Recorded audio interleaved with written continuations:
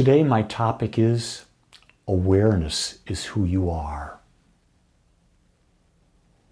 People are all asking me, who am I? I'm going to tell you, you are infinite awareness. You are infinite awareness because there is only one. One power, one presence, one mind, one intelligence, pure consciousness expressing itself. And it has chose you, the uniqueness of you, to express through and to experience through. Contrary to what other people are saying, you are not a human being becoming more aware. Human beings don't become more aware. The only thing that can experience awareness is awareness itself. So it is awareness that has a body. It is awareness that has a mind. You see, we have this body. We have this mind. But it's not who we are. The body and the mind don't experience life.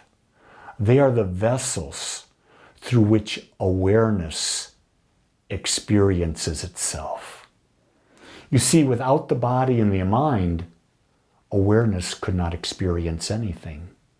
So what awareness did, it created you, a piece of it, and gave it a body and gave it a mind so that it can experience.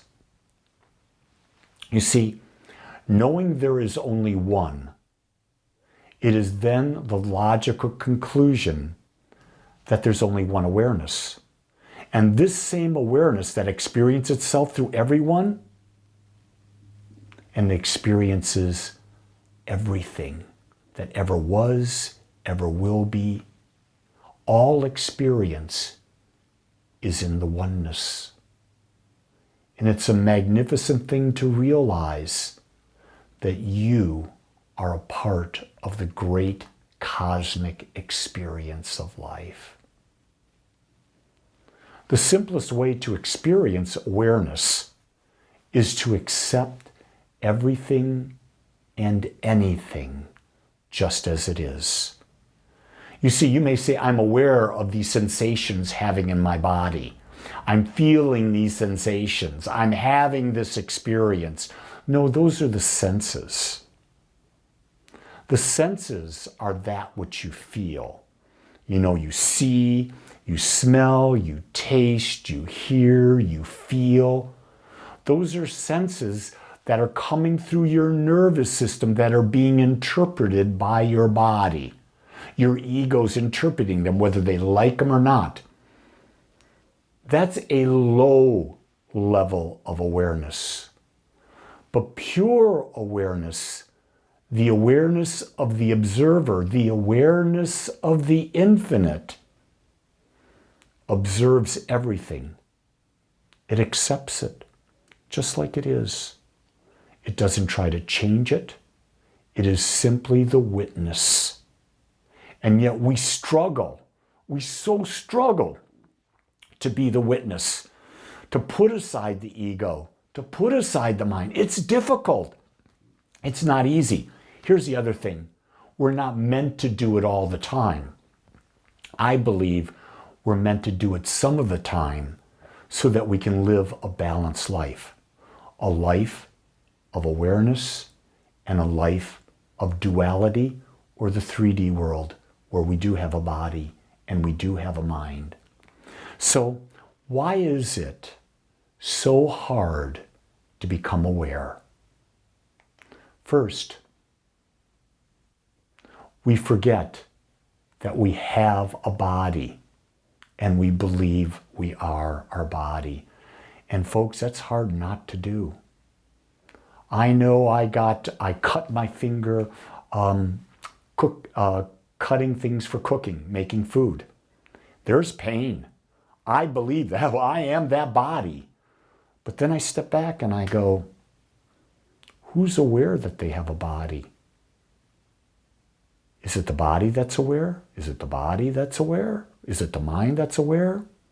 You see, we believe our sensations are real instead of feedback that is interpreted through the mind based on past experiences. This is really critical to understand, that we are getting feedback from our body that our mind interprets. And the key thing to remember here, it's all based on our past experiences. So, in that case, we never get anything new, do we? Why? Because everything's based on our past.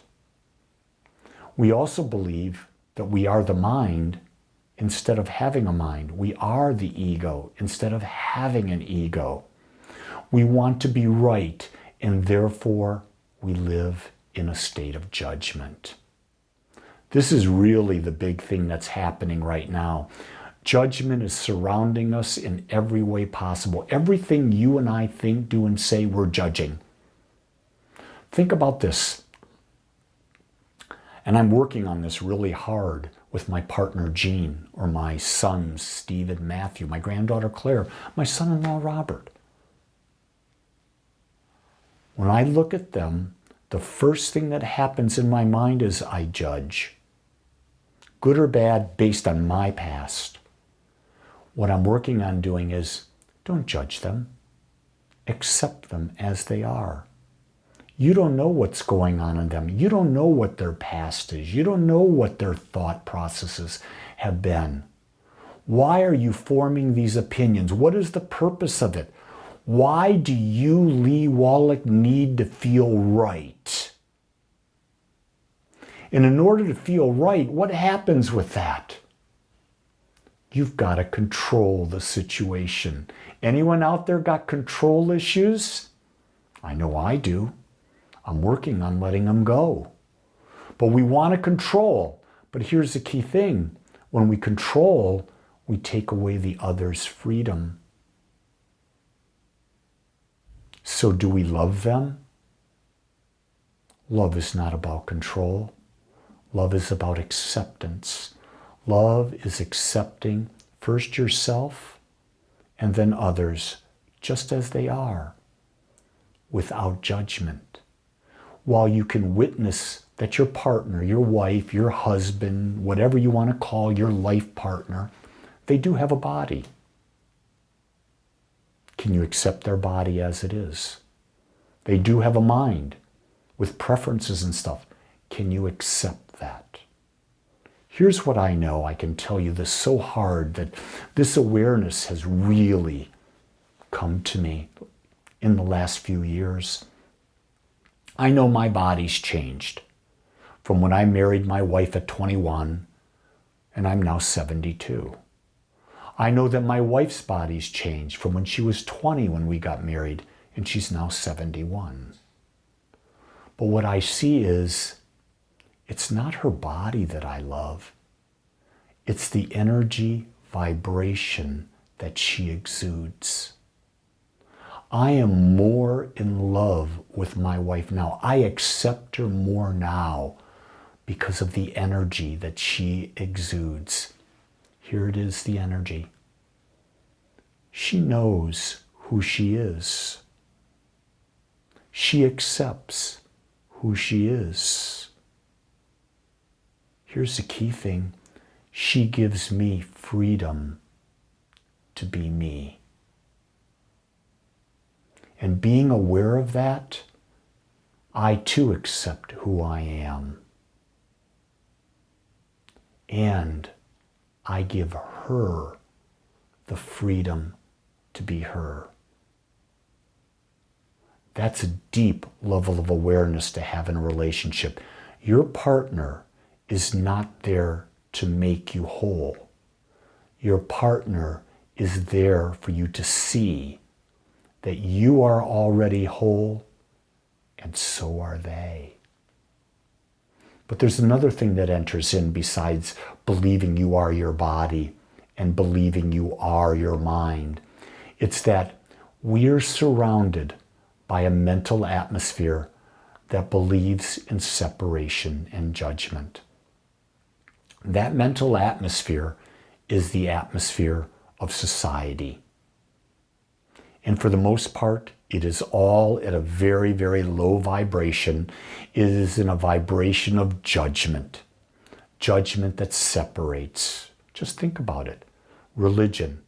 If you're not Catholic, you're not going to heaven. If you're Jewish, well, you're not Jewish. You're damned because the Jewish people are the chosen people. If you're not Islamic, well, you're not going to get your 72 virgins when you die and go to heaven.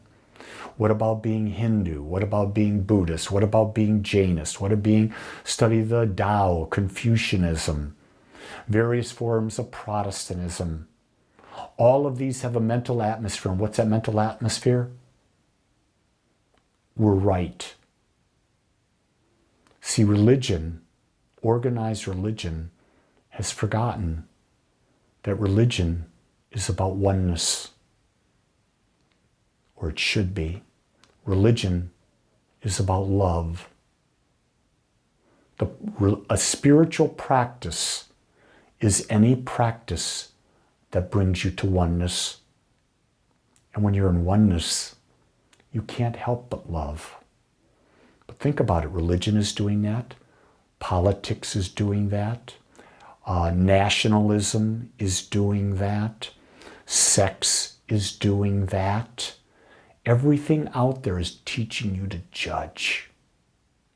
I'm trying to get you to ask the question, how can I be love and put aside judgment? Because I'll tell you, there's no greater way to live than to live as love. To practice awareness, we must first become the observer. The question I ask is, can you simply observe without having a perspective of what is happening and to not take it personally?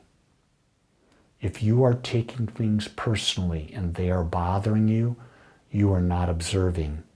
That is your ego desiring to be right. And my God, you're going to try to be right and it's going to be a painful existence. You have moments of joy, moments of happiness. But can you sit still and just observe yourself breathing in and breathing out? Just observe with no judgment. I invite you to try that this week. Even if it's for a minute, practice being the observer. Because how you hold your focus determines your level of awareness. Realize you are here to expand your realization of the awareness that you are while experiencing the magnificence that life in a physical body with an ego at this time on planet Earth gives you. It's a beautiful and wonderful life, and it's a dance between being aware and being a participant. You get to choose how you do it. I invite you to do it from a more aware perspective.